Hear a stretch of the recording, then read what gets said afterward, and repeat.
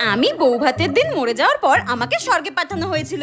আর স্বর্গের সবকিছু কিন্তু বেশ সুন্দর, সবকিছু যেন সোনায় মোড়া। আমার তো বেশ সুন্দর লেগেছে। স্বর্গের অপ্সরারা কি সুন্দর নাচ টাচ করে। আর আমাকে তো বলেছে আমাকে এত সুন্দর দেখতে বলে আমাকে স্বর্গের অপ্সরাদের লিস্টে নাম লিখে দেবে। যাক, যা হয়েছে ভালোই হয়েছে। একটাই আফসোস রয়ে গেল, বিয়ে করে সংসার করার ইচ্ছা ছিল, কিন্তু আমার কপালের দোষে তো সেটা হলোই না। চুরি করে মিষ্টি খেতে গিয়েছিলাম, মরতে তো হতোই। দূর। আচ্ছা, আমি তো বৌভাতের দিনই মরে গেছি, সবে মাত্র একদিন হয়েছে। দেখি তো আমার বরটা কি করছে।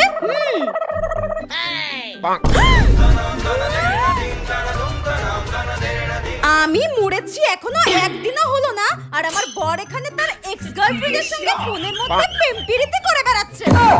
এখন তো আমার মনে হচ্ছে আমি মরেছি ঠিকই হয়েছে। বউ মরে গেছে, বরের কোনো শোক তাপ উত্তাপ কিচ্ছু নেই। মরার পর তো আমি স্বর্গে এসেছি, কোনোদিনও যদি পুনর্জন্ম পাই, শেওড়া গাছের পেতনি হয়ে ঘাড় মটকে রক্ত খাবো।